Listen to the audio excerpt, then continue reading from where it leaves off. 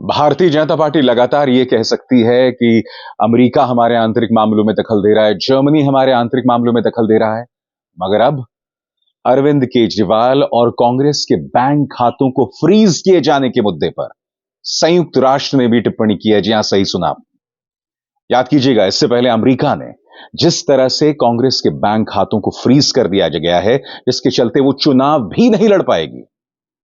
और अब कांग्रेस ने एक बड़ी प्रेस कॉन्फ्रेंस की है दोस्तों, क्योंकि मैं आपको बतलाना चाहूंगा कि अब आयकर विभाग ने कांग्रेस के सामने 1800 करोड़ रुपए की डिमांड रख दी है। 1800 करोड़ रुपए, और ऊपर से उनके बैंक खाते पहले से ही फ्रीज हैं, पहले से ही जब्त हैं, पहले से ही बंद हैं। अब बड़ा सवाल यह कि कांग्रेस चुनाव कैसे लड़ेगी, और उससे भी बड़ा सवाल जो कांग्रेस उठा रही है कि कब भाजपा से 4000 करोड़ रुपए वसूले जाएंगे। आयकर विभाग ये कब करेगी?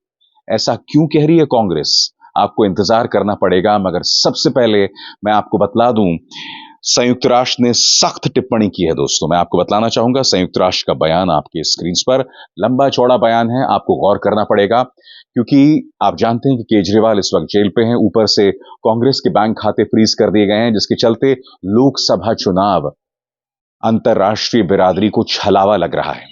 क्या कह रही है संयुक्त राष्ट्र? आपके स्क्रीन पर संयुक्त राष्ट्र महासचिव एंटोनियो गुतरेस के एक प्रवक्ता ने कहा, उन्हें उम्मीद है कि भारत तथा किसी भी अन्य देश में जहां चुनाव हो रहे हैं, लोगों के राजनीतिक और नागरिक अधिकारों की रक्षा की जाएगी और हर कोई एक स्वतंत्र व निष्पक्ष माहौल में मतदान कर पाएगा। संयुक्त राष्ट्र महासचिव के प्रवक्ता स्टीफन ड्यूजरेक ने दिल्ली के मुख्यमंत्री अरविंद केजरीवाल की गिरफ्तारी और विपक्षी दल कांग्रेस के बैंक खातों से लेन देन पर रोक के मद्देनजर भारत में आगामी राष्ट्रीय चुनाव से पहले राजनीतिक स्थिति पर एक सवाल के जवाब में बृहस्पतिवार को यह टिप्पणी की। वो आगे क्या कहते हैं, गौर कीजिएगा दोस्तों। हमें बहुत ज्यादा उम्मीद है कि भारत तथा किसी अन्य देश में जहां चुनाव होने जा रहे हैं, वहां हर किसी के अधिकारों की रक्षा की जाएगी, जिनमें राजनीतिक और नागरिक अधिकार शामिल हैं, तथा हर कोई स्वतंत्र व निष्पक्ष माहौल में मतदान कर पाएगा। यह अपने आप में बहुत शर्मनाक है दोस्तों। मैं जानता हूं भाजपा सरकार इसे आंतरिक मामलों में दखल दे रहा है, मगर मैं आपसे सवाल पूछना चाहता हूं, आजाद भारत के इतिहास में किसी अंतर्राष्ट्रीय समुदाय ने या किसी और देश में यह बयान कब दिया है कि भारत के लोग स्वतंत्र और निष्पक्ष माहौल में चुनाव कर पाएंगे, मतदान कर पाएंगे? इस तरह की टिप्पणियां तो आप उन देशों के लिए करते हैं जहां लोकतंत्र खत्म हो जाता है। क्या भाजपा सरकार की अब भी आंखें नहीं खुलेंगी? मैं आपको बतला दूं दोस्तों, एक तरफ अरविंद केजरीवाल जेल में हैं, रिमांड पर हैं कम से कम 1 अप्रैल तक। दूसरी तरफ व्हाट्सएप के जरिए आम आदमी पार्टी उनके समर्थन में अभियान कर रही है। कांग्रेस ने अपने बैंक खातों को फ्रीज किए जाने पर क्या कहा है, और इनकम टैक्स विभाग ने उन्हें एक नया नोटिस दिया दोस्तों, उसकी चर्चा कुछ देर बाद। मगर सबसे पहले आपके स्क्रीन पर एक बार फिर सुनीता केजरीवाल जो हैं वो सामने आई हैं, और वो क्या बोल रही हैं। अरविंद केजरीवाल को अपना मैसेज भेजें, पत्नी सुनीता ने शुरू किया नया व्हाट्सएप अभियान। खबर क्या कहती है आपके स्क्रीन पर। आम आदमी पार्टी ने अरविंद केजरीवाल को आशीर्वाद नाम का एक अभियान शुरू किया है, और लोगों से आशीर्वाद और प्रार्थनाओं के माध्यम से दिल्ली के मुख्यमंत्री का समर्थन करने को कहा है। दिल्ली के मुख्यमंत्री अरविंद केजरीवाल की पत्नी सुनीता ने आज प्रेस कॉन्फ्रेंस करके एक व्हाट्सएप नंबर जारी किया। उन्होंने कहा कि उनके पति ने देश में सबसे भ्रष्ट और तानाशाही ताकतों को चुनौती दी है। आप अपना आशीर्वाद और प्रार्थना उन्हें व्हाट्सएप नंबर 8297324624 पर भेज सकते हैं। सुनिए सुनीता केजरीवाल क्या कह रही हैं। कल कोर्ट में अरविंद जी ने अपना पक्ष रखा, आप सबने सुना तो होगा। अगर नहीं सुना है तो एक बार प्लीज उसको जरूर सुनिए। जो कुछ कोर्ट के सामने उन्होंने बोला, उसके लिए बहुत हिम्मत चाहिए। सच्चे देशभक्त हैं वे। बिल्कुल ऐसे ही हमारे स्वतंत्रता सेनानी अंग्रेजों की तानाशाही से लड़ते थे। पिछले 30 साल से मैं उनके साथ हूं। देशभक्ति उनके रोम रोम में बसी है। अरविंद जी ने देश की सबसे ताकतवर भ्रष्टाचारी और तानाशाही ताकतों को ललकारा है। आपने अरविंद जी को अपना भाई, अपना बेटा कहा है। क्या इस लड़ाई में आप अपने भाई, अपने बेटे का साथ नहीं देंगे? मुझे पूरा विश्वास है कि हम सब साथ मिलकर यह लड़ाई लड़ेंगे। मैं आपको एक व्हाट्सएप नंबर दे रही हूं। व्हाट्सएप नंबर है 8297324624। आज से हम एक अभियान शुरू कर रहे हैं जिसका नाम है केजरीवाल को आशीर्वाद। इस व्हाट्सएप नंबर पर आप अपने अरविंद को आशीर्वाद भेज सकते हैं। तो एक तरफ दोस्तों आप देख सकते हैं कि किस तरह से आम आदमी पार्टी अरविंद केजरीवाल की गिरफ्तारी के बाद कहीं सड़क पर उतर रही है, कहीं इस तरह का व्हाट्सएप अभियान कर रही है। और खुद आपको याद होगा दोस्तों, कल अरविंद केजरीवाल सामने आए थे, उनका ऑडियो जो है, उनका वीडियो सामने आया था। राउज एवेन्यू अदालत में उन्होंने बखिया उधेड़ दी थी प्रवर्तन निदेशालय की। उसकी एक छोटी सी झलक मैं आपको सुनाना चाहूंगा, सुनिए और फिर मैं उसके बाद चर्चा करूंगा दोस्तों। मेरा नाम सीधे सीधे 4 स्टेटमेंट्स में आता है, वो मैं आपके सामने रखने की ज्यादा चाह रहा हूँ। तो मेरा चार्ज क्या आता है? पहला, सी अरविंद मनीष सिसोदिया जी के सेक्रेटरी थे। उन्होंने ये कहा है, स्टेटमेंट दिया है कि एक दिन मेरे घर में, मेरी मौजूदगी में मनीष सिसोदिया जी ने उनको कुछ एक्साइज के डॉक्यूमेंट्स हैंड ओवर किए। That's it madam. उन्होंने ये नहीं कहा कि मेरी मौजूदगी में पैसे दिए, कोई ऐसा कोई आरोप नहीं है। मेरी मौजूदगी में सी अरविंद को मनीष सिसोदिया जी ने एक्साइज के कुछ डॉक्यूमेंट्स दिए। मैडम, मेरे घर पे ढेरों एमएलए आते हैं, ढेरों मंत्री आते हैं, ढेरों डिग्निटरीज आते हैं, अपने अपने सेक्रेटरी लेते हैं। वो आपस में खुसर भी करते रहते हैं, आपस में डॉक्यूमेंट्स भी एक्सचेंज। मुझे क्या पता कि कौन किसको क्या दे। Is this a sufficient reason to arrest the second chief minister? क्या ये स्टेटमेंट एक सेकंड चीफ मिनिस्टर को अरेस्ट करने के लिए पर्याप्त है? लेकिन असली शराब घोटाला क्या है? असली शराब घोटाला शुरू होता है ईडी की जांच के बाद। जब ईडी की जांच शुरू हो जाती है, ईडी की जांच के 2 मकसद हैं। एक स्मोक स्क्रीन क्रिएट करना पूरे देश के सामने, आम आदमी पार्टी ने चोरी की है, आम आदमी पार्टी भ्रष्टाचारी है, आम आदमी पार्टी ने शराब घोटाला किया, और उसके पीछे एक्सटॉर्शन रैकेट करना जिसके जरिए वो एक्सटॉर्शन रैकेट करना जिसके जरिए वो पैसे इकट्ठे कर रही है। मैं आपको सबूत दे रहा हूँ। शरद रेड्डी के केस में शरद रेड्डी को बेल 2 वजह से मिली। एक, शरद रेड्डी ने मेरे खिलाफ स्टेटमेंट दिया और शरद रेड्डी ने अरेस्ट होने के बाद 55 करोड़ रुपए का चंदा बीजेपी को दिया। 55 करोड़ रुपए के bonds arrest. So he bought his bail ma'am, he bought his bail. Then now the money trail is clearly established. Ma'am, just last 1 minute. Last 1 minute.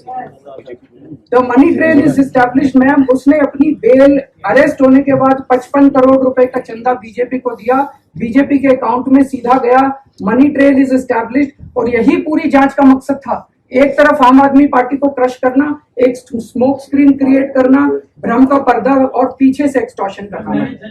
तो आम आदमी पार्टी की तैयारी पूरी तरह से दिख रही है दोस्तों, वो पीछे नहीं हट रही है। कई लोग कह रहे थे कि अरविंद केजरीवाल के जाने के बाद पार्टी पूरी तरह से पैरालाइज हो जाएगी, ऐसा नहीं हुआ है। अरविंद केजरीवाल कहने को हिरासत में है, मगर वहां से भी उनकी आवाज सामने उभर कर आ गई है।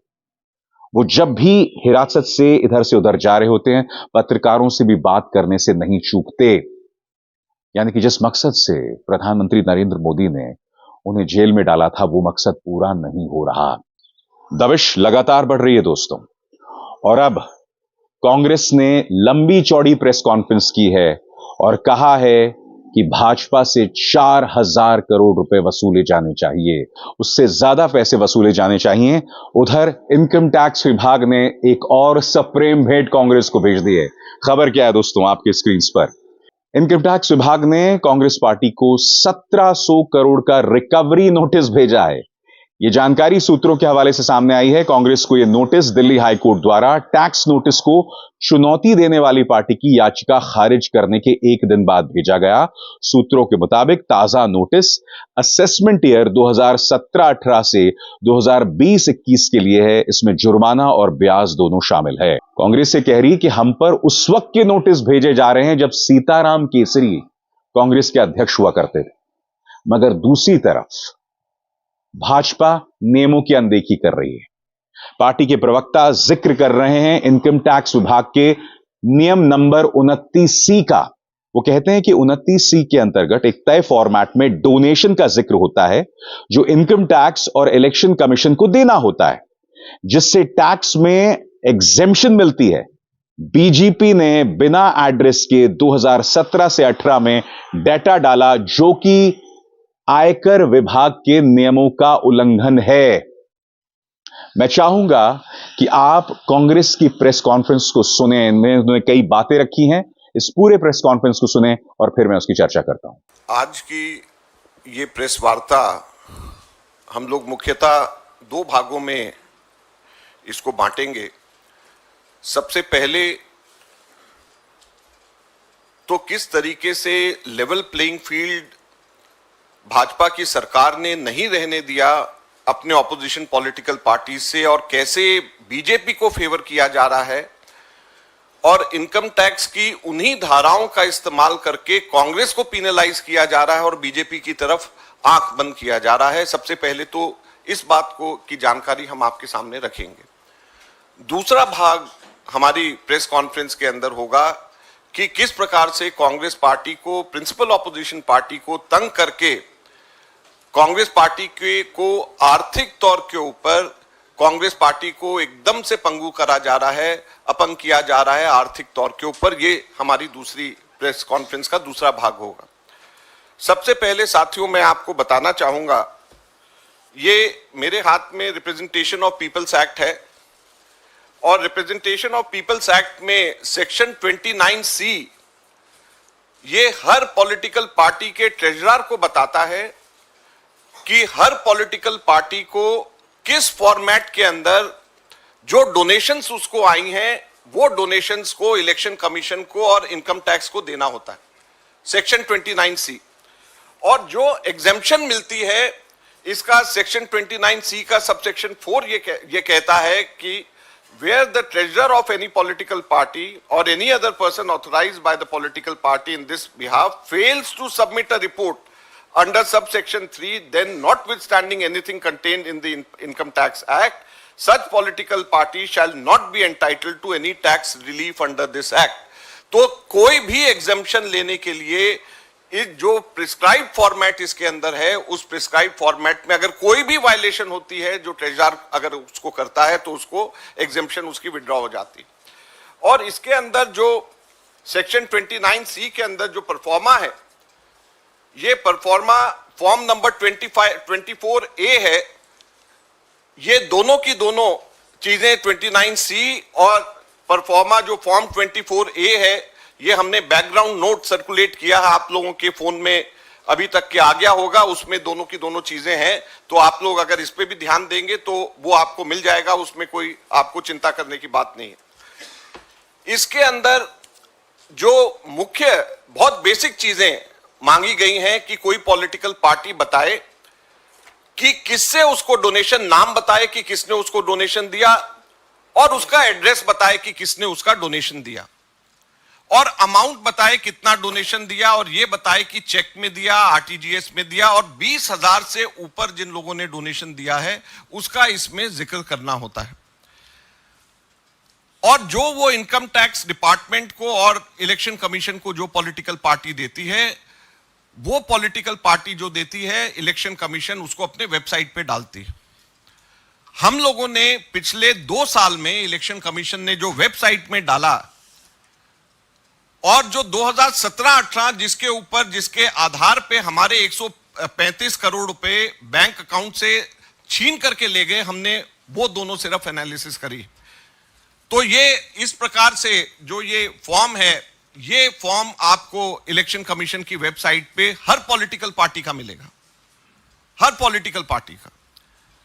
और जो हमारे सिर्फ 14 लाख की वायलेशन के ऊपर 135 करोड़ रुपए 2017-18 के अंदर बीजेपी की इनकम टैक्स डिपार्टमेंट ने हमारे से छीने, मैं बताना चाहता हूं कि 2017-18 के अंदर बीजेपी ने 1297 लोगों के डोनेशन जिन्होंने दिए हैं, उनका कोई एड्रेस, उनका कोई पता नहीं दिया, सिर्फ नाम लिखा और छोड़ दिया, उसका कोई पता नहीं दिया। पता इसके अंदर नाम और पता दोनों देना है। और कुल कितनी राशि? 42 करोड़ रुपए की राशि, 42 करोड़ के लोग की राशि के बारे में कोई अता पता नहीं है कि वो आदमी जो है कहां रहता है, क्या पाकिस्तान में रहता है, क्या किस जगह पे हमारे देश में रहता है, उसका एड्रेस क्या है। और ये क्लियर वायलेशन है। इनकम टैक्स ने ये 42 करोड़ की वायलेशन पे तो आंख पे पट्टी लगा ली, और मात्र 14 लाख रुपए के हमारे केवल 23 लोगों ने, जो भी हमारे मेंबर ऑफ पार्लियामेंट थे, हमारे एमएलए थे, केवल 23 लोगों ने जो पैसे हमारे कैश में डिपॉजिट कराए, बाद में हमने उनके नाम सब, पैन नंबर सब उनका बताया, उसके बेसिस के ऊपर हमारे 135 करोड़ छीन करके ले गए। लेकिन जो 42 करोड़ रुपए, 42 करोड़ रुपीस जो बीजेपी ने, जिसका पता भी नहीं बताया, उनके बारे में एकदम चुप बैठे हुए, कुछ भी नहीं किया। 1297 लोगों का पता नहीं बताया, 1297 और 92 लोगों के तो नाम भी नहीं है। डोनर्स की लिस्ट है और 92 लोगों का नाम और पता, नाम ही नहीं है कि ये 92 लोगों का नाम कौन सा है।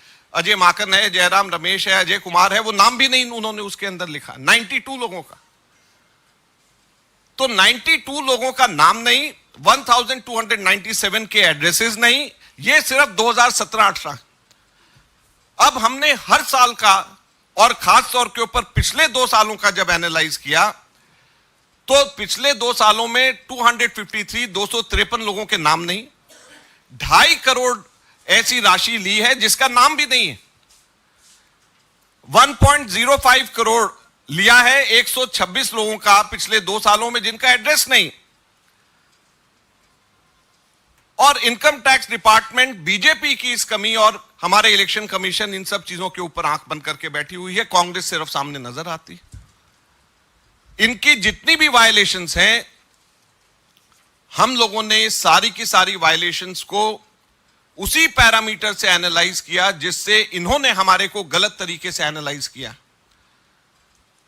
उसके ऊपर कितना इनकम टैक्स लगना चाहिए, कितनी उसके ऊपर इंटरेस्ट लगना चाहिए, और पिछले 7 सालों का जो हम लोगों ने हिसाब लगाया है, उससे 4,600 करोड़ रुपया बीजेपी के ऊपर पेनल्टी लगती है। 4,600 करोड़ रुपए, 4,600 करोड़ रुपीज पेनल्टी बीजेपी के ऊपर लगती है। Income tax department should raise a demand of 4,600 crore rupees from the BJP because of these violations. अब प्रश्न ये उठता है कि क्या इसको लेवल प्लेइंग फील्ड कहेंगे?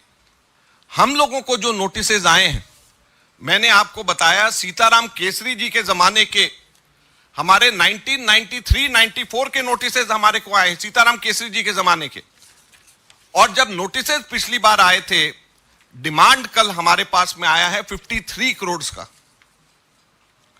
सीताराम केसरी जी के जमाने के 53 करोड़ का डिमांड कांग्रेस का 1993-94 का कांग्रेस को आया। और टोटल पिछले इसी तरीके से उन लोगों ने 5 सालों का दिया है, 3 सालों का और वो बना रहे हैं। टोटल 1823 करोड़ की डिमांड कांग्रेस पार्टी से करी गई है। 1823 करोड़ का डिमांड इनकम टैक्स ने कांग्रेस पार्टी से किया है। तो आप ये सोचिए कि एक तरफ बीजेपी की जो वायलेशंस हैं उसको आंख बंद कर रहे हैं, और हमारे हिसाब से वो अगर वायलेशंस वही बात बीजेपी पे लगाया जाए तो 4,600 करोड़ का बनता है। और कांग्रेस को गलत तरीके से फंसा करके, कांग्रेस को गलत तरीके से सीताराम केसरी जी के जमाने के एक चीज टाइम बार होती है, और ये 1993-94 की डिमांड 53.9 करोड़ मिलाकर के 1823 करोड़ का इन्होंने जो लगाया है, ये कहां की लेवल प्लेइंग फील्ड है और कहां का ये डेमोक्रेसी हमारे देश के अंदर हमारी बच गई। हमारे यहां पर जो डिमांड रेज करी गई है वो इस बेसिस पे करी गई है कि 5 साल पहले कुछ डायरीज जो हैं चलानी डायरीज के नाम से रिकवर हुई थी। उन डायरीज के अंदर कुछ एंट्रीज हैं जिसके बेसिस के ऊपर कांग्रेस पार्टी के ऊपर ये सारी डिमांड रेज करी गई। अब हम सिंपली ये पूछना चाहते हैं, एक बड़ी सिंपल सी चीज पूछना चाहते हैं कि चलानी डायरी के बेसिस के ऊपर इनकम टैक्स डिपार्टमेंट जाग जाता है, लेकिन जैन डायरी में जिसमें अडवाणी जी, और उस वक्त अडवाणी जी बीजेपी के नंबर 1 नेता हुआ करते थे, उसके बेसिस पे बीजेपी के ऊपर क्यों नहीं टैक्स मांगा जाता है, इनकम टैक्स? येडुरप्पा डायरी के बेसिस के ऊपर, डीके शिव कुमार की डायरी के बेसिस के ऊपर टैक्स मांगा जा सकता है कांग्रेस से, लेकिन येडुरप्पा डायरी के ऊपर जो बीजेपी के लीडर्स को जो पैसे दिए गए हैं उसके ऊपर इनकम टैक्स आंख बंद कर लेता है। बंगारू लक्ष्मण कन्विक्टेड हुए, पैसे लेते हुए बीजेपी के अध्यक्ष देखे गए, उसके ऊपर कभी भी इनकम टैक्स डिपार्टमेंट नहीं जागती है। जब वो पीछे के केसेस खोल रही हैं तो बंगारू लक्ष्मण के टाइम के ऊपर क्यों नहीं खोले गए? येडुरप्पा डायरीज के ऊपर क्यों नहीं खोले गए? क्यों केवल और केवल कांग्रेस पार्टी के समय के ऊपर उनको ये डायरीज ध्यान में आ रही है? सहारा बिरला डायरी उनको ध्यान नहीं आ रही जिसमें मोदी जी के खुद का नाम है। तो सहारा बिरला डायरी जिसमें मोदी जी का खुद का नाम, उसको नजरअंदाज। जैन डायरी जिसमें अडवाणी जी का खुद का नाम, उसको नजरअंदाज। येडुरप्पा डायरी जिसके अंदर तमाम बीजेपी के नेताओं को पैसे दिए हुए हैं, उसको नजरअंदाज। तो केवल और केवल कांग्रेस पार्टी को तंग करने के लिए, कांग्रेस पार्टी के ऊपर इस बात को उठाने के लिए क्यों यह किया जा रहा है? तीसरा जो सबसे मुख्य प्रश्न इस बात पे हम लोग उठाना चाहते हैं, टाइमिंग पे। ये 2019 के अंदर ये डायरी निकली, आज जाकर के इलेक्शन के टाइम पे इलेक्शन नोटिफाई हो गया, आज जाकर के इन लोगों को डिमांड रेज करना याद आ रहा है। पहली बार अब जाकर के कल शाम को इन्होंने डिमांड रेज किया जब इलेक्शन नोटिफाई हो गया है। क्यों? क्या इससे पहले 5 साल कभी भी ये लोग डिमांड रेज नहीं कर सकते थे? अब क्यों डिमांड रेज कर रहे हैं? तो ये सारी की सारी बातें बड़ी स्पष्ट ये बताती हैं कि कैसे इनकम टैक्स आंख बंद करके एक तरफा बीजेपी की कमियां उनको नजर नहीं आ रही, उनके 4600 की पेनल्टी उनकी नजर नहीं आ रही जो एकदम साफ स्पष्ट नजर आता है, उनके 42 करोड़ की वायलेशन नजर नहीं आ रही, हमारी 14 लाख की वायलेशन के ऊपर 135 करोड़ रुपया हमारे से ले लिया, हमारे 23 लोगों ने, हमारे जो है एमपीज और एमएलएज ने जमा कराए, कैश जमा कराए, उसके ऊपर हमारे 135 करोड़ रुपए लगा दिए, उनके 1290 से भी ज्यादा लोगों ने, उनके पता नहीं, उनका नाम नहीं, उसके ऊपर उनको कोई कहीं पे भी नजर नहीं आता। तो इसलिए हम लोग आपसे ये कहना चाहते हैं, आज ये समय आ गया है, अगर आप लोग इसको जनता को सही तरीके से नहीं दिखाएंगे और प्रिंसिपल ऑपोजिशन पार्टी को पुराने केसेस, सीताराम केसरी जी के जमाने के केसेस निकाल करके तंग किया जाएगा ताकि हमारे बैंक अकाउंट्स हमारे दोबारा से फ्रीज करे जा सके, ताकि फिर से हम सब लोगों को तंग करा जा सके, तो कैसे हमारे देश के अंदर लोकतंत्र जिंदा रहेगा? ये आप लोगों के सामने की बात है। हम मांग करते हैं इनकम टैक्स से कि 4600 करोड़ रुपए बीजेपी से इसी वक्त उनको नोटिस दिया जाना चाहिए। मैंने आपको पूरे फैक्ट्स, फिगर्स और पूरे उसकी लोकेशंस कहां पे हैं उसकी मैंने जानकारी आप लोगों को दी है, और मैं उम्मीद करता हूं कि इनकम टैक्स डिपार्टमेंट इसी तेजी से कार्रवाई करेगा जैसे तेजी से कार्रवाई उन्होंने कांग्रेस के खिलाफ करी। ऐसे नोटिसों से हमें, हमारे मनोबल पर कोई असर नहीं होगा, हमारा चुनाव प्रचार चलता रहेगा। कुछ 2 दिन पहले हमने एक अभियान, मेरे विकास का 2 हिसाब अभियान की शुरुआत की। 3 तारीख को घर घर गारंटी कार्यक्रम शुरू होगा। तो इस पर कोई शक नहीं होना चाहिए कि ऐसे नोटिसों से जो अभी हम गुजर रहे हैं, जो नोटिस आफ्टर नोटिस आ रहा है, सीताराम केसरी जी के ज़माने के नोटिस आए हैं, उसके पहले उमाशंकर दीक्षित के ज़माने के नोटिस आएंगे, और हम इंतज़ार कर रहे हैं जमनालाल बजाज जो कोषाध्यक्ष जी थे जब महात्मा गांधी नेतृत्व करते थे, जमनालाल बजाज के समय के भी नोटिस हमें आएंगे, हम उसका इंतजार कर रहे हैं। पर हमारे मनोबल पर इसका कोई असर नहीं होने वाला है। हमारा चुनाव प्रचार चलता रहेगा, हम और आक्रामक होंगे, हम डरने वाले नहीं हैं, क्योंकि जो डरा रहे हैं वो खुद डरे हुए हैं। बड़ा सवाल ये, जिन नियमों की बात यहां पर कांग्रेस के नेताओं ने की, अजय माकन ने की, उन नियमों के बारे में क्या कहना है मोदी सरकार का? क्योंकि यहां पर साफ तौर पर दिखाई दे रहा है कुछ नियमों का उल्लंघन यहां पर भाजपा ने किया है। तो सवाल यह कि क्या भाजपा इसका जवाब देगी? सवाल यह कि क्या लेवल प्लेइंग फील्ड होगी, क्योंकि ये लेवल प्लेइंग फील्ड की कमी साफ तौर पर दिखाई दे रही है और यही वजह है कि अंतर्राष्ट्रीय बिरादरी लगातार टिप्पणी कर रही है, जिससे भाजपा आंतरिक मामलों में दखल बता रही है। जब आप विपक्ष की यह हालत कर दें कि वो चुनाव लड़ने के लायक ना रहें और फिर आप यह दावा करें कि साहब आंतरिक मामलों में दखल दिया जा रहा है, भाजपा को बड़ा दिल दिखाना पड़ेगा। लोकतंत्र को तार तार नहीं किया जा सकता, क्योंकि दुनिया देख रही है और यही वजह है, चाहे अमेरिका हो, संयुक्त राष्ट्र, सब टिप्पणी कर रहे हैं। क्या सब भारत के दुश्मन हो गए? और सबसे बड़ी बात, प्रधानमंत्री नरेंद्र मोदी तो विश्व गुरु है ना। तो विश्व गुरु के रहते संयुक्त राष्ट्र, जर्मनी और अमेरिका हमारे खिलाफ बयान क्यों दे रहा है? कि कभी आपने इस बात पर गौर किया है? एक तरफ प्रधानमंत्री को विश्व गुरु कहा जाता है और दूसरी तरफ तमाम बड़े बड़े देश भारत के आंतरिक मामलों में टिप्पणी कर रहे हैं। ये भारत के लिए सही नहीं है।